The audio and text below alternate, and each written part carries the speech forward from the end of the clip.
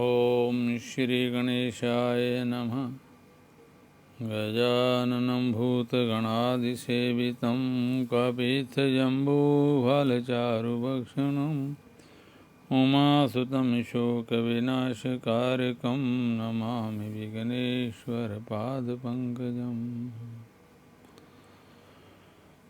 नारायणं नमस्कृत्य नरं चैव नरोत्तमं देवीं सरस्वतीं व्यासं ततो जयमुदीरयेत्। कृष्णाय वासुदेवाय देवकीनन्दनाय च नन्दगोपकुमाराय गोविन्दाय नमो नमः। कृष्णाय वासुदेवाय हरे परमात्मने प्रणतक्लेशनाशाय गोविन्दाय नमो नमः। गोविन्दाय नमो नमः।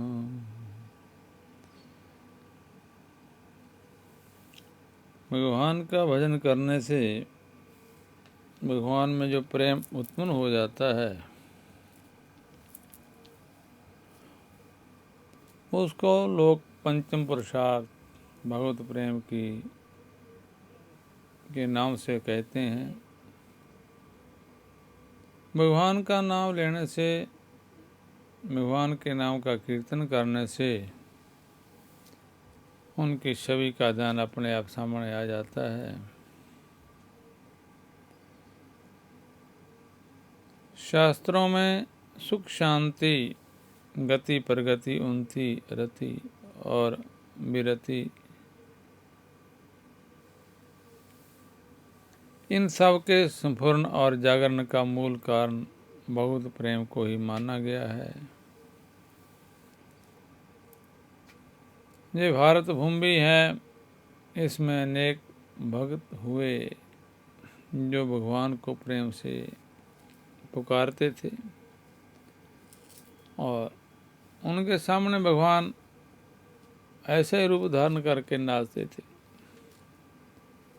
यह भारत वसुंधरा वैरतिम्बरा एवं विशंबरा है, जहाँ धन से अधिक धर्म को, भोग से अधिक योग को तथा साधना आराधना और उपासना क्षेत्र में भगवत प्रेम को सबसे अधिक महत्व दिया जाता है। यह भारत भूमि वह ज्ञान भूमि है, जहाँ के आपत काम पूर्ण काम परम निष्काम अमलात्मा शुद्धात्मा महात्मा महामनीषियों ने अपने भगवत प्रेम समन्वित तत्व ज्ञान से संपूर्ण संसार का मार्गदर्शन पथ प्रदर्शन एवं दिशा निर्देशन किया है। इतना ही नहीं, जहाँ यह वह धर्म भूमि और कर्म भूमि है, जहाँ भगवत प्रेम या धर्म तथा भगवत प्रेम या कर्म की रक्षा के लिए अनंत कोटि ब्रह्मांड नायक परात्पर परम ब्रह्म परमात्मा सर्वात्मा विश्वात्मा स्वयंविद रूप धारण कर इस भगवत प्रेम के पथ को प्रशस्त करने के लिए उपस्थित होता है। शास्त्रों में बहुत तरह के उदाहरण दिए जाते हैं और सुख शांति गति प्रगति उन्नति रति और वृत्ति निर्वेद इन सब के स्फुरण और जागरण का मूल कारण भगवत प्रेम को ही माना गया है। इसलिए अद्वैतवादी भगवान आदि शंकराचार्य ने भी भगवत प्रेम की सार्थकता का और अनिवार्य का पक्ष पोषण करते हुए मोक्ष कारण साम गह्यम भक्ति रेव गृहसी कहकर भगवत प्रेम की गरिमा महिमा सत्ता महत्ता उपयोगिता एवं आवश्यकता को विशेष रूप से स्वीकारा है। उनके मत अनुसार इस भगवत प्रेम का ऐसा प्रभाव है कि मुक्त पुरुष भी भगवत प्रेम का रसवादन और समास्वादन करने के लिए लीला मात्र से मनुष्य रूप धारण कर परमात्मा का भजन करते हैं। मुक्ता अपि लीलाया विग्रहम कृत्वा तम भजनते।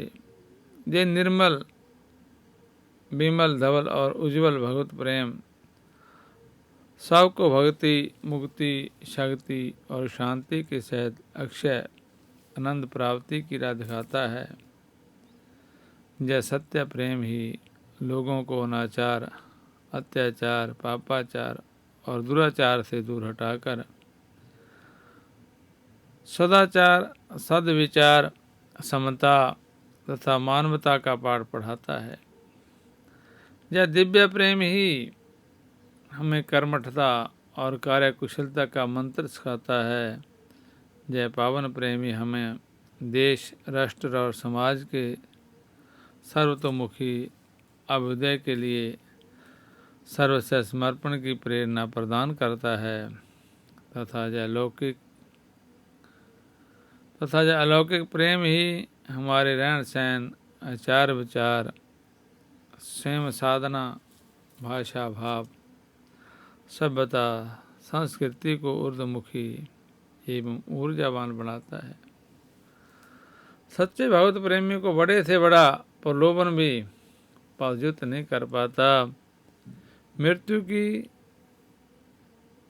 भयावह भविष्य का भी उसे उसके लक्ष्य से विचलित नहीं कर पाती।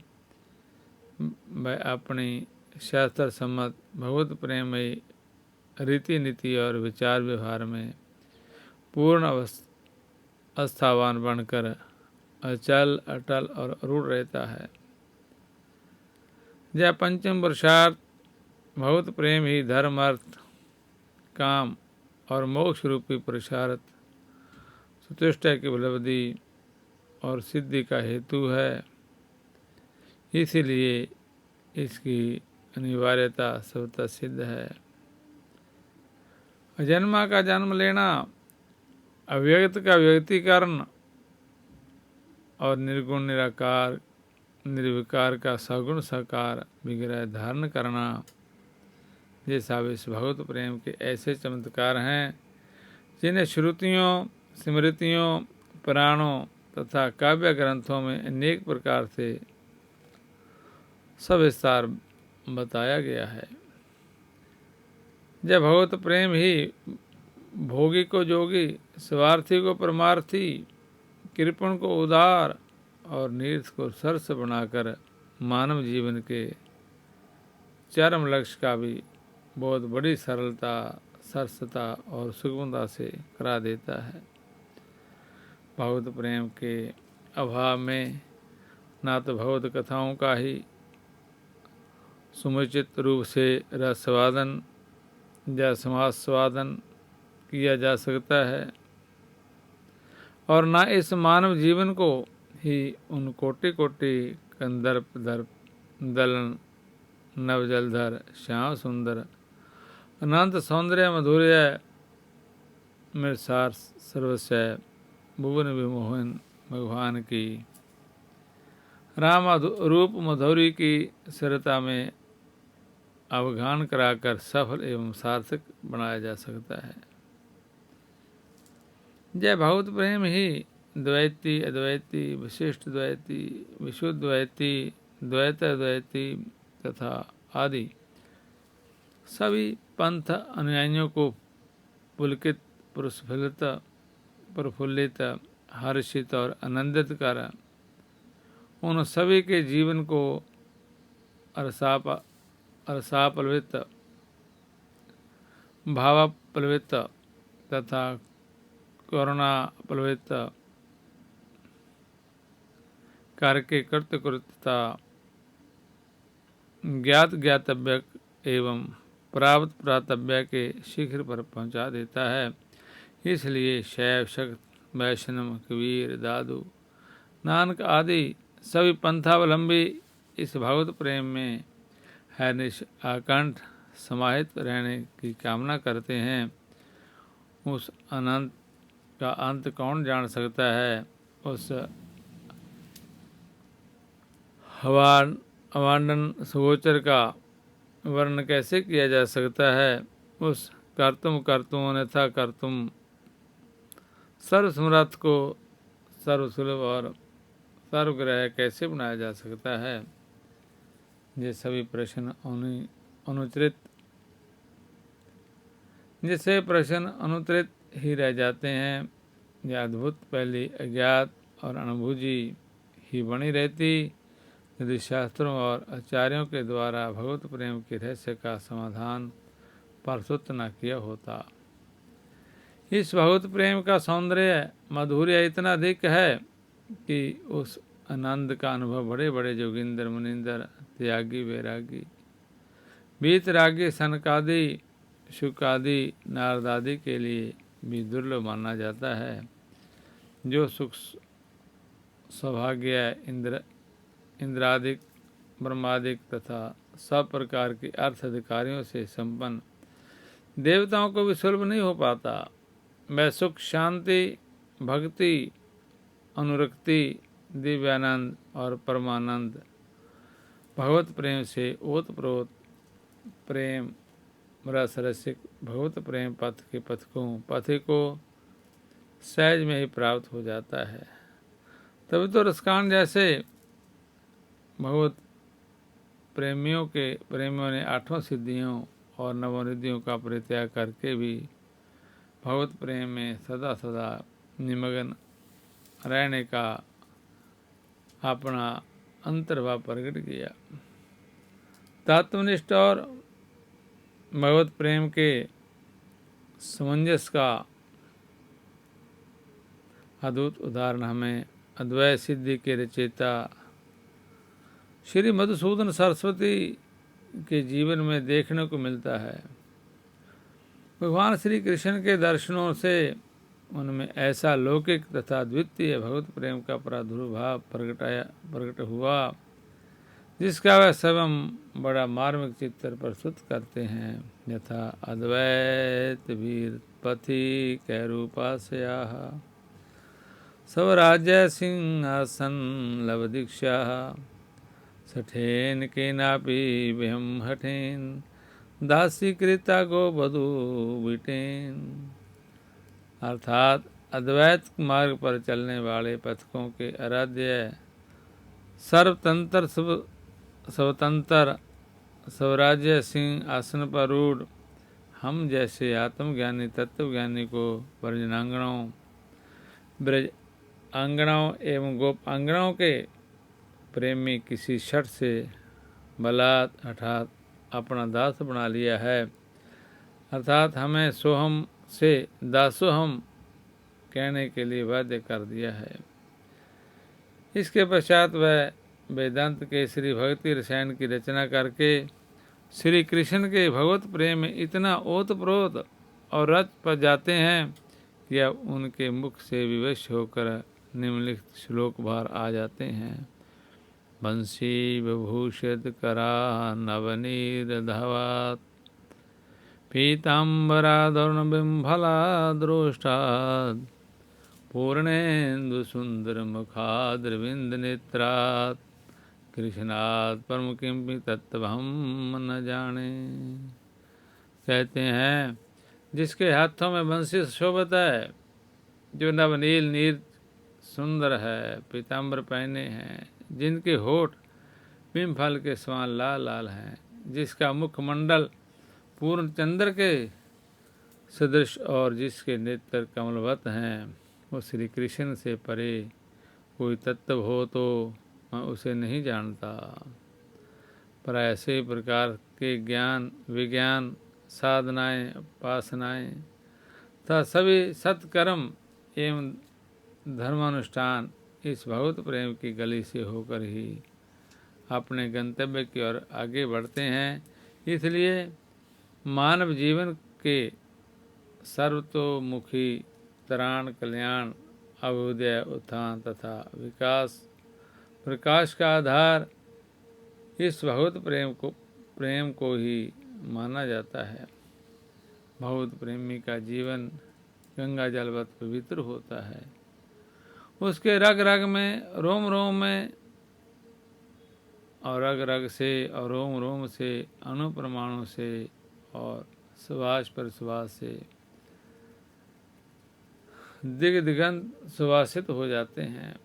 उनके दिव्य जीवन से लोग को एक नई शिक्षा, नई दीक्षा, नया उपदेश, नया आदेश, नया संदेश, नई सुफरना, नई प्रेरणा तथा नई चेतना प्राप्त होती है। जैसे अपार जलराशि वाला सिंधु बिंदु बनकर ही लोगों की पिपासा शांत कर पाता है, जैसे सर्वव्यापी महाकाश घटाकाश या मठाकाश बनकर ही लोगों को सुख सुविधाएं प्रदान करता है, उसी प्रकार मैं सर्वधिष्ठान, सर्वशक्तिमान, स्वयं प्रकाशमान परम ब्रह्म, सर्वव्यापी, सर्वाधार, अनादि और अनंत, शुद्ध बुद्ध मुख स्वरूप परम ब्रह्म भी इस प्रेम से प्रभावित होकर ही अपने अघटित घटनापटीसी माया शक्ति के द्वारा अनेक लोक कल्याणकारी रूप धारण कर सबका जोगक्षेम भान करता है।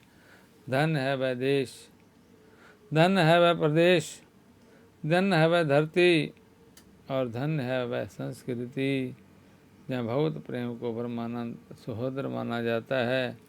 पंचम पुरुषार्थ के रूप में आदि आदर सहित जिसके संबंध में ये उद्गार प्रकट किया जाता है, अहो चित्रम हो चित्रम वंदे तत्प्रेम बंधनम जद ददम मुक्तिदम मुक्तम ब्रह्म कीड़ा मृगीकृतम।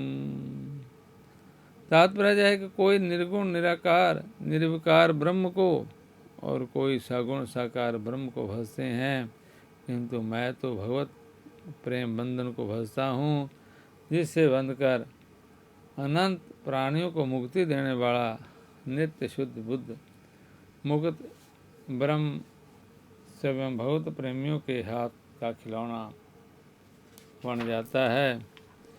ऐसा है प्रेम भक्ति का प्यार। प्रेम भौतिक हो अथवा अभौतिक, उसे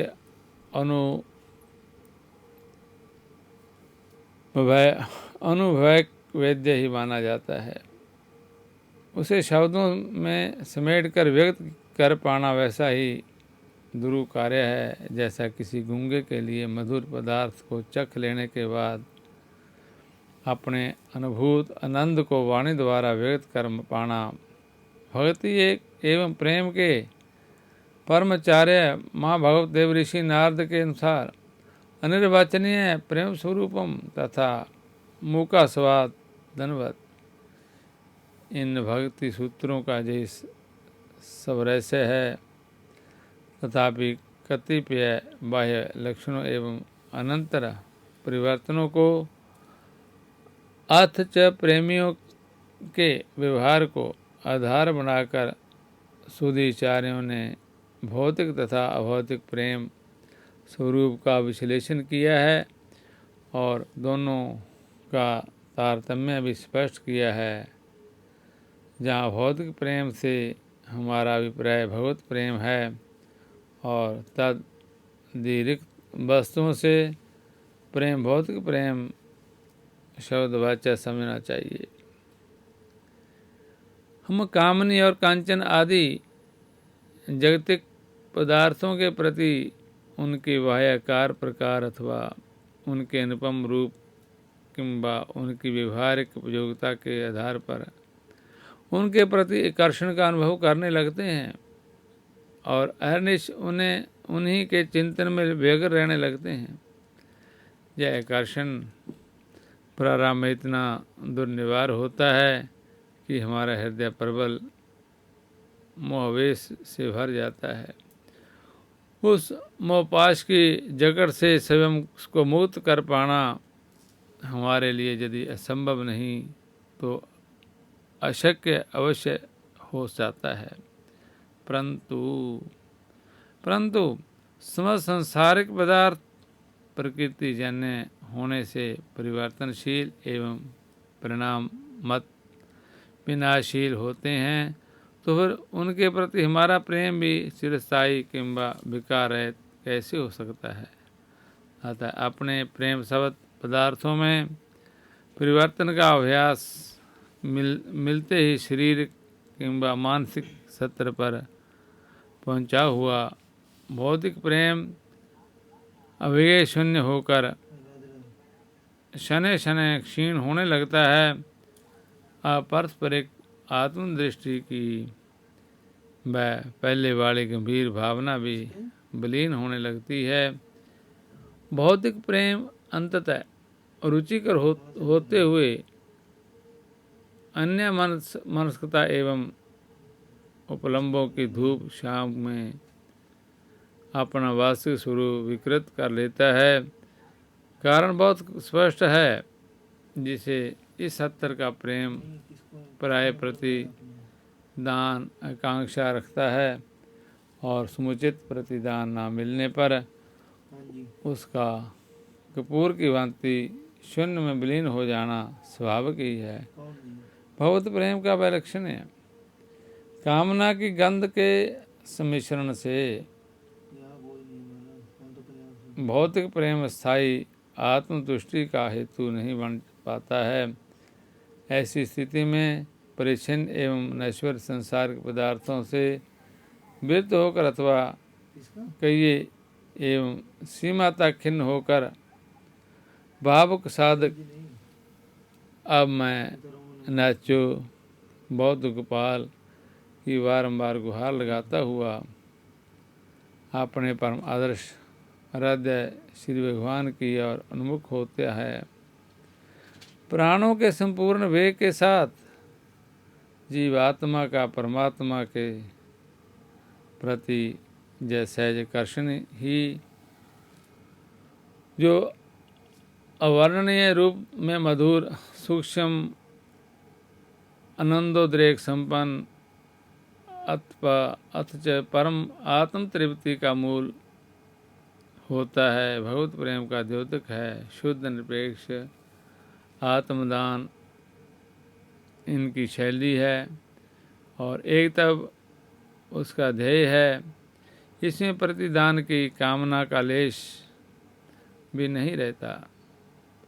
सर्वात्म अभिन्न श्री भगवान के प्रति संपूर्ण समर्पण ही इसमें लक्ष्य होता है।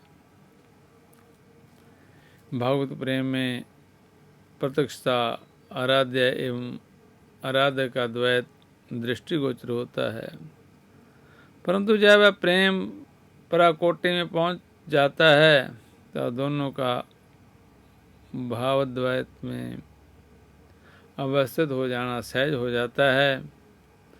द्वैत की इस विलक्षण स्थिति को सर्वदा अनिर्वचनीय एवं स्वानुभव एकद्य कहा गया है। निर्विकार भाव से एक रसता था शाश्वता भगवत प्रेम के महानीय गुण हैं। इसमें प्राय सभी तत्व एक मत है। इतना ही नहीं, इस अनिर्वचनीय परम प्रेम से सुमुझरी भक्ति के समक्ष ब्रह्मानंद भी कोई मूल्य नहीं रखता। ऐसा ही नेक भावुक आचार्यों का अभिमत है। ब्रह्मानंदो बभेदेश चेत परार गुणीकृत नेति भक्ति सुख प्रबोधे परमाणु तुल्यमपि। अर्थात यदि ब्रह्मानंद को परार्थ गुणा कर लिया जाए तब भी वह भक्ति प्रेम रस के सागर के एक परमाणु के बराबर भी आनंददायक नहीं हो पाएगा। भाव और प्रेम के बारे में कहा गया है कि सांसारिक विषयों में आसक्त चंचल मन का निग्रह वैसा ही दुष्कर कर्म है जैसा वायु को रोककर पाना, जैसे वायु को रोककर मुट्ठी में बंद करना। अनुभवशील आचार्यों का इस संदर्भ में यह मत है कि मन को बलात् नहीं रोका जा सकता। प्रेम के बंधन में बंध कर बस में रुक जाता है। भ्रमर को देखिए, सूखे काष्ठ को कभी काट देने की समर्था रखने वाला मैं अपने आप को कमल की कोमल पंखड़ियों के भीतर कैद के देता है। क्यों भला? केवल प्रेम बंधन के कारण, अन्यथा पंखड़ियों को काटकर वह कभी भी बाहर आ जाता है। बंधनानि खलु संति भूमिनि प्रेम रजो कृत बंधन मन यत् दारु भेद निपुनो ही शरण विघरबंध की भवती पंकज कोशे।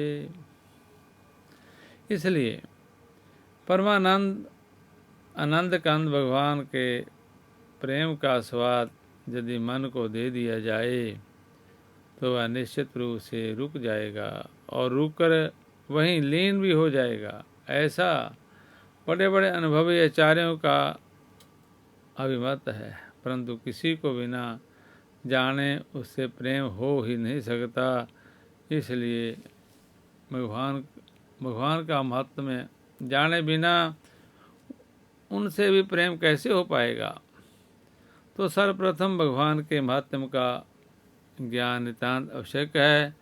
महाप्रभु श्री वल्लभाचार्य जी ने इस मनोवैज्ञानिक तथ्यों को इस प्रकार स्पष्ट किया है।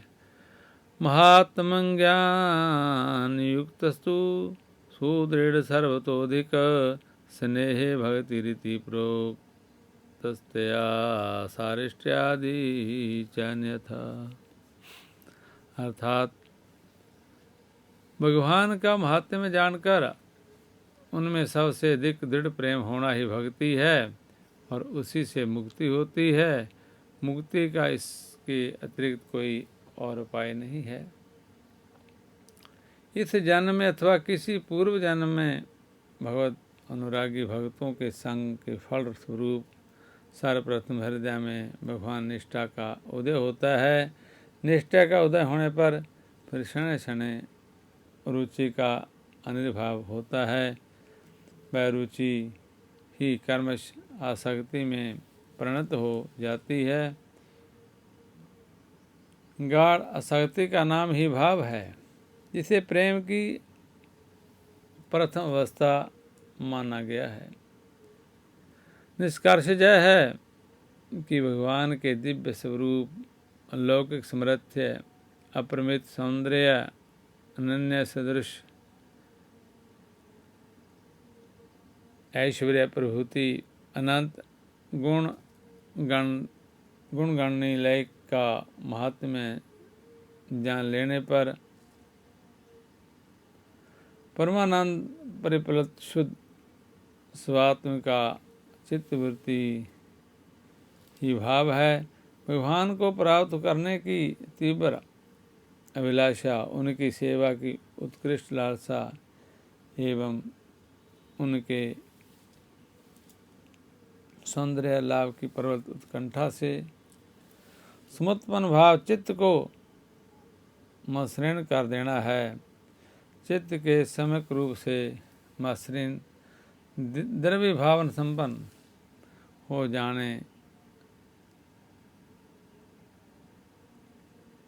जाने पर आनंद द्रेक से घनीभूत भाव ही परिणामत फिर प्रेम रूप से परिणत हो जाता है। सम्यंगसृण तस्वंतो ममात्वाति शंकित भावासा एव सादृतात्मा बुद्धि प्रेम निगद्यते। यद्यपि भावुक साधना के और भावुक साधक के मन के अनुसार भावोदय में तत्परता का होना स्वाभाविक है ही, परंतु भगवत प्रेम में संसारिक पदार्थों से वृत्त किंबा निष्प्रहता की भावना भावुक साधना में निरंतर जागृत रहती है।